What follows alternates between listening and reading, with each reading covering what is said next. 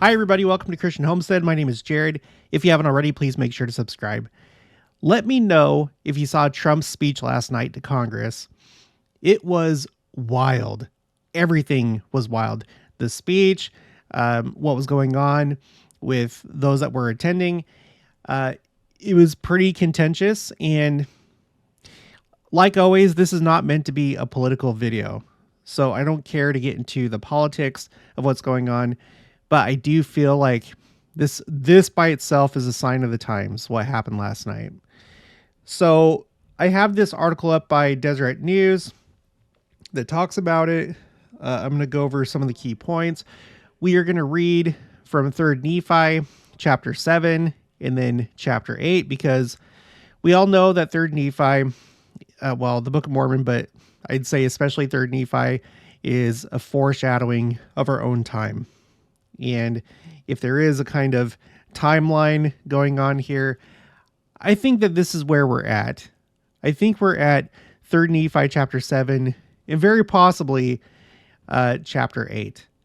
So we're going to talk about that. And then we're going to talk about this idea of a golden age. This is one of Trump's new things, that America is entering into a golden age, which may or may not be. I think for a lot of us, that sounds really good. I hope it's really good. But what may actually be happening is we may be entering into the millennium, not because of him, but because things could suddenly, unravel. Things could go south. Or there's the scripture that talks about peace and safety, and then sudden destruction comes upon them.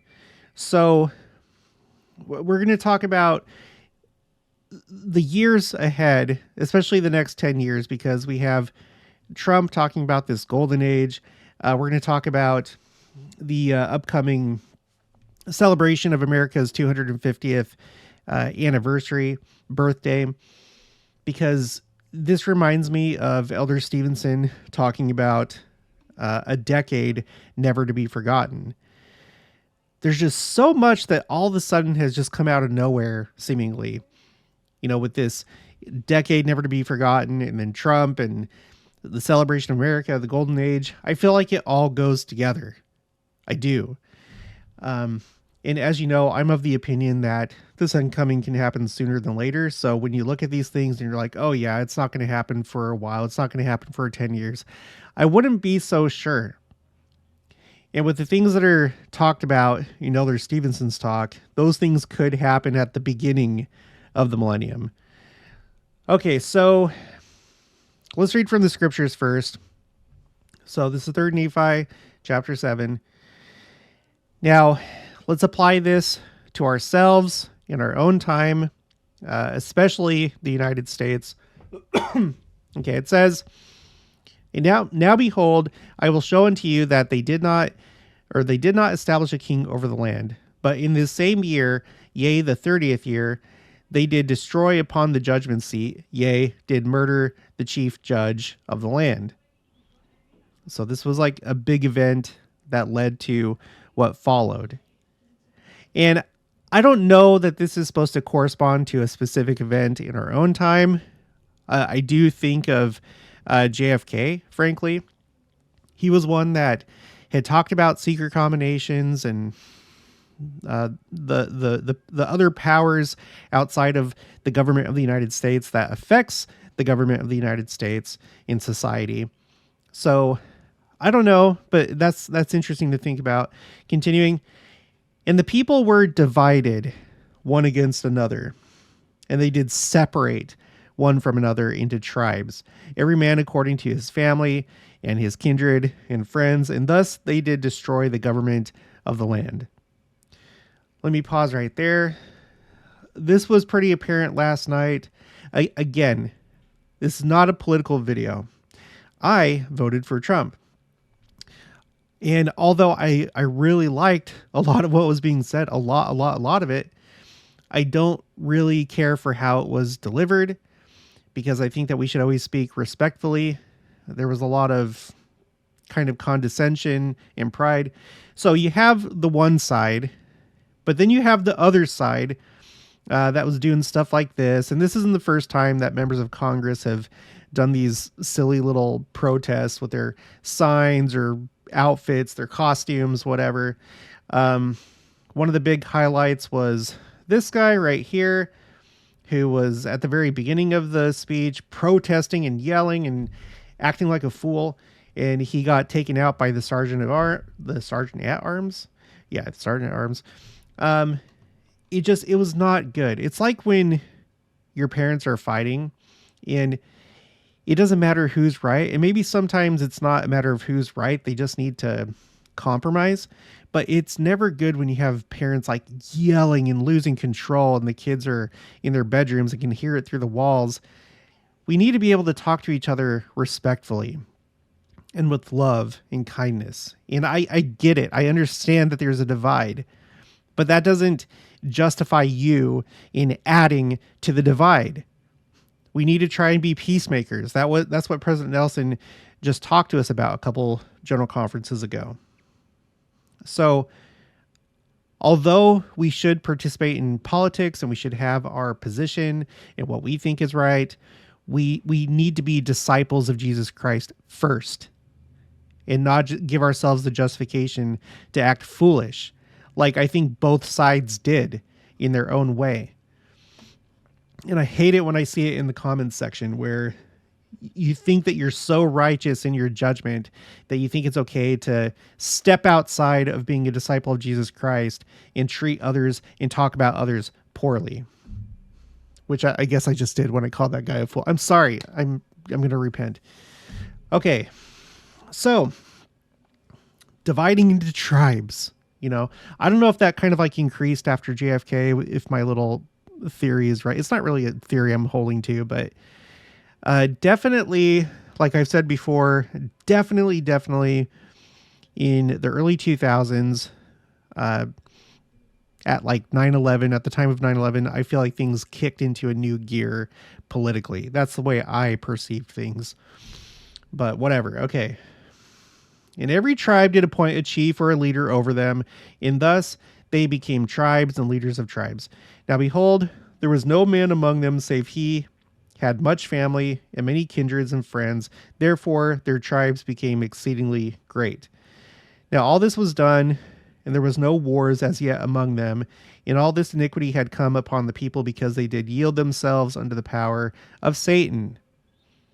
So again, we can be political, but we also need to not be under the power of Satan. There's a line. Don't cross the line. The other side is still your brothers and sisters. They're still human beings. They still deserve dignity and respect. Both Republicans and Democrats. Imagine that. Okay, the regulations of the government were destroyed. Again, this is not a political video, but there has been a lot of struggle over the regulations of the government and the laws. I don't think anybody disputes that. It probably hasn't ever been as bad as it is right now.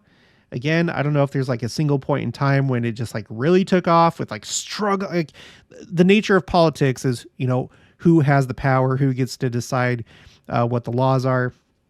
So that's like a fundamental part of politics. But it went into a new phase at some point. Again, I would actually say, around 9/11, maybe after JFK, maybe since Obama and Trump, maybe there's like multiple stages where it just gets worse and worse and worse and more fighting and more of a power struggle. So this may not be one side or the other, but just in general, both sides fighting over the laws. And the regulations of the government were destroyed because of the secret combination of the friends and kindreds of those who murdered the prophets. And they did cause a great contention in the land, insomuch that the more righteous part of the people had nearly all become wicked. Yea, there were but few righteous men among them. Which doesn't surprise me because, again, whenever I see the comments section, whenever I do some kind of video that touches on current politics, you always get people coming out of the woodworks that just can't help themselves, and then other people that can't help but to respond to those people. Contention is of the devil. contention is of the devil. So I see people that marry their politics to their religion and then think that they're justified in treating others poorly, being disrespectful, not being civil, and it's okay to get into contention. There's a place for politics and debate, and it needs to be done in a respectful way. And a lot of times people can't do that. And thus 6 years had not passed away since the more part of the people had turned from their righteousness, like the dog to his vomit, or like the sow to her wallowing in the mire. Okay, so that's 3rd Nephi chapter 7, and then you go to the next chapter, and guess what happens?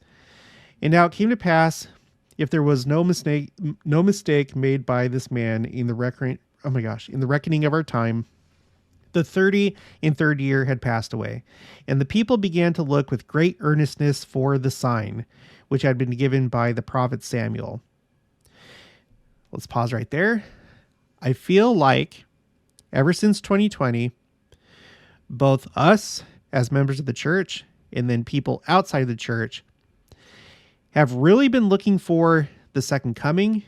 In the case of the Jews, they've really, again, entered into a new phase looking for Messiah. 2020 was a big wake-up call. I feel like we're in that phase. So if anything, actually, I kind of feel like we're more like in 3rd Nephi chapter 8, verses 3 and 4. And the people began to look with great earnestness for the sign which had been given by the prophet Samuel the Lamanite, yea, for the time that there should be darkness for the space of 3 days over the face of the land. And there began to be great doubtings and disputations among the people, notwithstanding so many signs had been given. And it came to pass in the 34th year, in the 1st month, on the 4th day of the month, there arose a great storm, such an one as never had been known in all the land. And that brought all the destruction. And then after that, Christ came. I think we're here. I think we're here. Maybe it's not going to be until 2034. You know, maybe this is like our biggest hint. It's going to happen in 2034. I don't really think so, but it's interesting that they recorded the exact day. I guess they would, but I wonder if that has any meaning for us. But anyway. All right, so let's look at this nonsense, and then let's look at this upcoming decade. Let's look at this celebration, the 250th anniversary of America, and the implications of that, because that's actually really interesting. Okay, so Trump gave his first speech to Congress as president of the church. Trump's speech lasted roughly 1 hour and 40 minutes, making it the longest joint congressional address given by a president in U.S. history. So I always take note of these things. Whenever there's something that's unprecedented, it stands out. It could mean something. Okay, here you go. The protesting people. Trump pointed to the current budget tax reconciliation bill making its way through Congress, touting it as the quote-unquote next phase of our plan to deliver the greatest economy in history. And this is where I have to question, and I guess this wouldn't be just the next phase for, taxes, but like just everything that he was talking about. It seems like his whole second term is going to be a next phase of sorts across all sorts of different issues. So is it the next phase, or is it the final phase? I think it's the final phase, because on my spreadsheet called Timeline Phrases, which if you're new to the channel, using the Scripture Citation Index website by BYU, I did a tally of the number of times that these words and phrases showed up in general conference talks. So you can see column AF for final phase, 1 time in 2020 of all years, 1 time in 2021, 2022, and then 3 times in 2024. And there's another time that doesn't show up because this was in a worldwide youth devotional. that like really landmark youth devotional called Hope of Israel, where President Nelson introduced the concept of the Lord's Youth Battalion. Sister Nelson talked about the 10 lost tribes, and so many other things were talked about, but this is one of those things. Okay, so he says, our Heavenly Father has reserved many of his most noble spirits, perhaps I might say his finest team, for this final phase. Those noble spirits, those finest players, those heroes are you. And then he talks about the Lord's Youth Battalion. And remember, President Nelson, Sister Nelson, Sherry Dew, and I think another one have all used the term the latter part of the latter days. You guys, we are really at the end. We are really, truly at the end. So again, peace and safety and then sudden destruction. It could be. I was watching this and putting the not being civil aside from everybody, including Trump. I was feeling very good and very hopeful. I think that things are probably going to get better. I'm entitled to my own beliefs. If you don't think that, that's fine. Please be respectful. Okay, later, shortly after Trump began his first speech to Congress, he was met with protests and yells by Democratic lawmakers, with one even being removed from the chamber less than 10 minutes after the president began. Representative Al Green from Texas.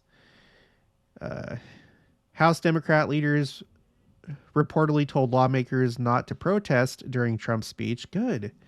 A piece of advice that was apparently not heeded by a handful of members. However, those actions could come back to haunt them. House conservatives threatened hours before Trump's speech to censure any Democrats who interrupt. A censure vote is largely a symbolic way to punish lawmakers for their actions, although it does not hold any real consequence. So it's not yet clear if conservatives will carry out with their threats, but Representative Andy Ogles, a member of the House Freedom Caucus, told the Deseret News chances are, quote unquote, high, one may be introduced against Green. Okay, and then when Trump entered the House chamber, Republicans were quick to give a standing ovation and roaring applause, while most Democrats remained seated. So again, dividing into tribes. You can't even stand and clap. I would do that for Obama. I would do that for Biden. I would do that for Hillary Clinton if she had been, because it's just the civil thing to do. It's a very simple gesture to show unity, even though you don't agree with the person. Trump was escorted by a procession of congressional leaders, including Representative Blake Moore from Utah, who serves as the vice chair of the House GOP conference. Male GOP lawmakers were decked out in red, because tribes, symbolic of the party's colors, while several female Republican women wore red or magenta outfits. On the other side of the chamber, several Democratic women wore pink pantsuits and dresses to advocate for women's rights, reminiscent of efforts in previous years for female lawmakers to wear white in support of the women's suffrage movement. I think all of that is just childish. I think it's childish. I think it's black and white thinking. In psychology, it's called splitting, where something is, the way that you view the world is something is either all good or all bad. There's no nuance. You can't compromise. It's just all absolutes. Freak. Okay. Now, one of my newest quotes on my spreadsheet called Quote Second Coming is from Elder Bednar, where he repeated the idea of, let me just read the quote, talking about the next 10 years. Okay. Okay. As much as has been accomplished in the previous 10 years, the best is yet to come. We look forward to the next 10 years. That is a concept that I think we first heard from Elder Stevenson in his talk called Days Never to be Forgotten from the last General Conference. And he talked about how the first decade of the church, from the first vision until the establishment of the church, all these incredible things happen. The Book of Mormon, restoration of the priesthood. And he said that the upcoming decade from 2024 to 2034 is going to be one never to be forgotten and similar in scale to that first decade.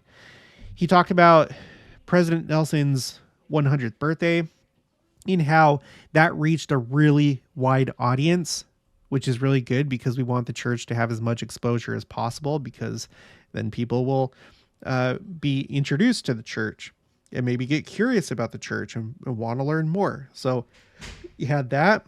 He talked about the renovations at Temple Square, but specifically the church office building plaza.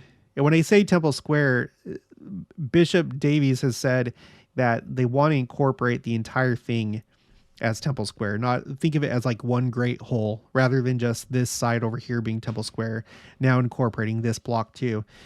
And one of the main features of this block is this plaza with this oval, and around the oval you have the flags of the world. They can't fit all the flags at once, and so they rotate throughout the year.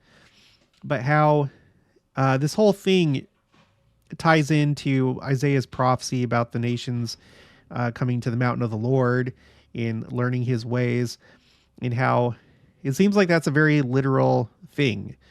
And the church is taking that very seriously. I've done videos talking about how President Nelson saw this in vision. Like, this is not just like a good idea. He saw it in vision. Anyway. And then he goes on to talk about all these temples that have been announced. And once they're constructed, they're going to have their open houses, which is going to introduce the church to even more people who come through the temple house, or the the temple open houses. So that's going to be a big opportunity. In 2030, obviously the church is going to celebrate that, the bicentennial, and that's going to get a lot of attention. Again, that could still happen in the millennium. Missionary work does not stop at the second coming. It's going to increase at the beginning of the millennium. A lot of barriers are going to come down. President Joseph Fielding Smith that it's going to go forward with more earnestness and more power in the millennium. So I still expect these things to come into play, even the Olympics. Some of you say, well, Jared, is there going to be Olympics during the millennium? Why not? Of course. Why would that stop? Like, some people think that the millennium is just like suddenly things are heaven. It's like heaven now. And it's still mortality. It's still this probationary experience.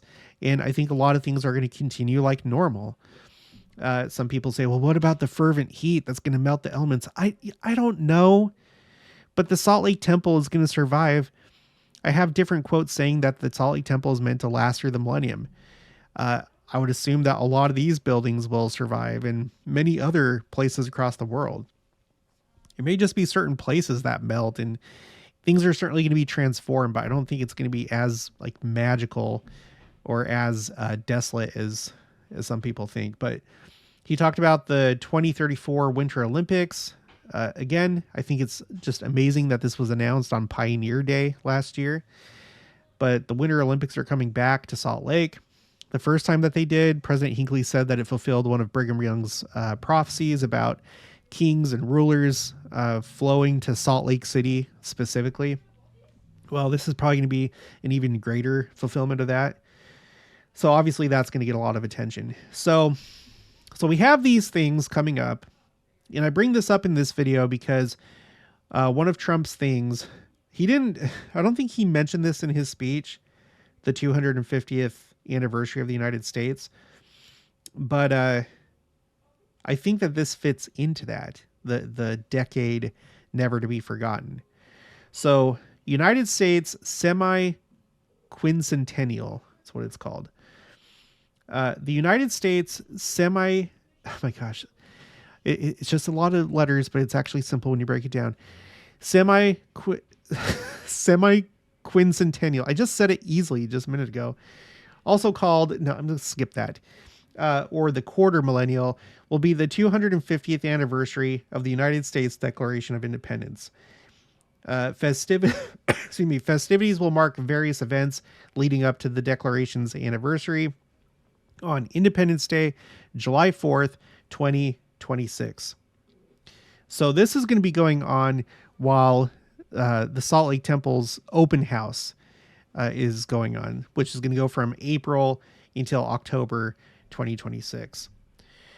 Okay, so the United States Semiquincentennial Commission Act of 2016 directs the United States government to issue commemorative coins and postage stamps and commission appropriately named naval vessels. I'm assuming that those would be like U.S. Navy vessels. I don't know. Maybe it'd be other ones too. In advance of the anniversary. In addition, specific activities, both officially organized and independently created, are being planned. The legislation specifically directs the organization of events, quote, in locations of historical significance to the United States, end quote. Going on to list Boston, Charleston, New York City, and Philadelphia as, quote unquote, leading cities. And you know that Utah's probably going to do something. The church, I'm sure the church will probably do something that goes along with this.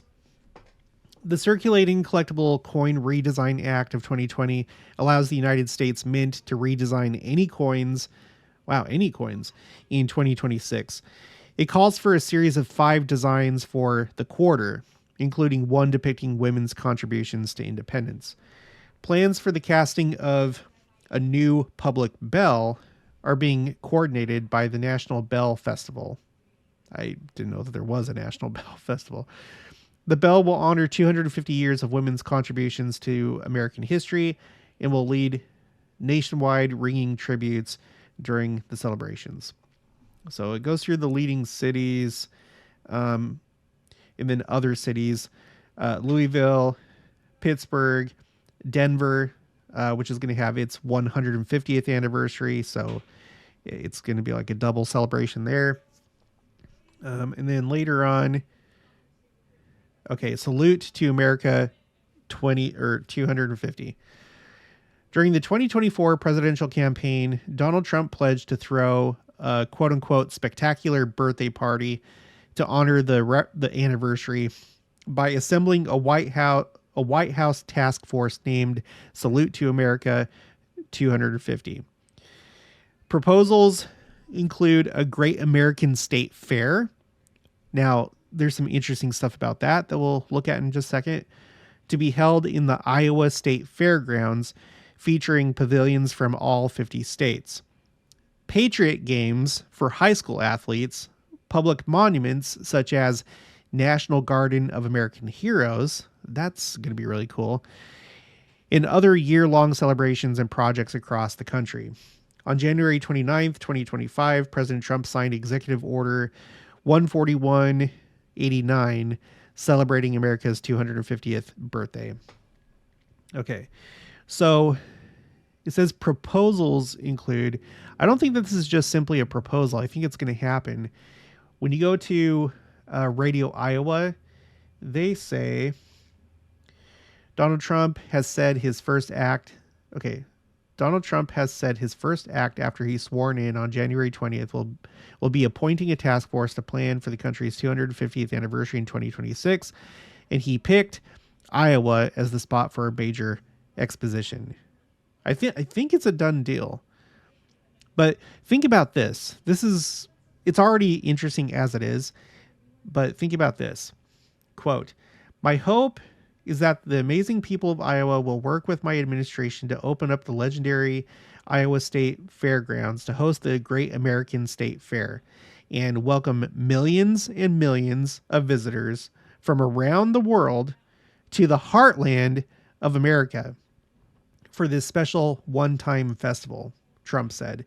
"Together, we will build it and they will come." Now that almost sounds prophetic, not calling him a prophet by any means, but all this could be very, very well inspired. So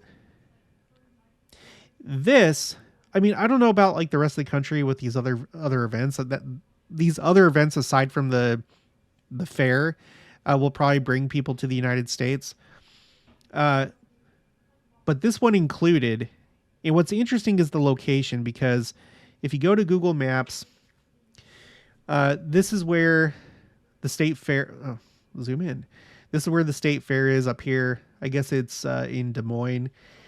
And that's not too far from Adamonte-Ammon. It's only 2 hours away. Now, of course, if you're coming from like France or the UK or something like that, Germany, you don't have Adamonte-Ammon on your radar, but maybe the church will, maybe they'll advertise these things. You have Adamonte-Ammon that's only 2 hours away. Even if you don't have non-members go, it may be a good chance for people who have never been to some of these church sites to make it worth their time. They go to the Great American Fair, and then after that, they go to one of these church sites. So you have Adamonte-Ammon that's only 2 hours away. You have Independence, where I live. That's only, gosh, I scroll in and then it scrolls right back out. And then you have Independence, which is only an hour longer away, 3 hours. I would definitely recommend that you come to Independence because you can come see the Temple lot. You can go to Liberty Jail. You can also go to the other sites that are after Adamonte-Ammon, like Far West. You can go to Hans Mill. So it may be worth it for you to hit up all these places, kind of make a trip out of it, stay at a hotel down here in Kansas City or something like that. Alternatively, you have Nauvoo, which interestingly is about the same distance as from Des Moines to Independence. It's the same distance, Des Moines to Nauvoo, 3 hours and 4 minutes if you take this route. So you have Nauvoo over here. And then you also have winter quarters to the west in Omaha. And that is, that's about like 3 hours. So isn't that interesting? You go to the state fair, and then if the church advertises it, or if you're a member of the church and you want to see church sites, you go to the state fair, and then you either go 3 hours to the west, you go 3 hours to the east, you go 3 hours, or maybe just 2 hours to the south, and you can go to one of these church sites. So that may be meant to be. You would think, well, maybe it'd be better if it was in Kansas City. Well, if it was, that's great for for Independence and Liberty and all that stuff. But having it right here, this is probably the most central location for all these sites. You know, because different families may have different priorities. Maybe you've already come to Independence and you haven't been to winter quarters, or you've been to winter quarters in Independence, but you haven't been to Nauvoo. So this is kind of perfect, honestly. I think it's meant to be.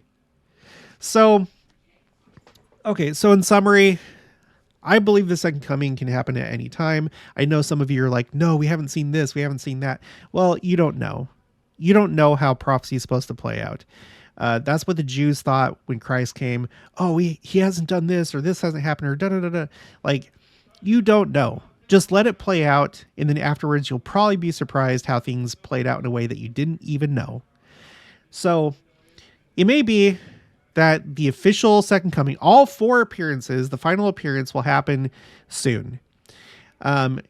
And then a lot of these things still happen, or it may not be for another 10 years. And then you have all these things happen, and you have just like a lot of incredible stuff take place over the next 10 years. The church President Nelson said that we're at the point of exponential growth. So I think that just as it is, the church is going to grow despite all these activities, but all these things are probably going to really make it grow even more, be like a boost to the growth. So either way, I think that the future, the near future here, is going to be really exciting. But again, let's not forget peace and safety and sudden destruction. I think we're in for a ride. Okay, that's going to be it for this one. If you haven't already, please make sure to subscribe, like this video if you liked it, leave your thoughts and opinions down in the comments below. Also make sure to share it, and I'll talk to you guys later.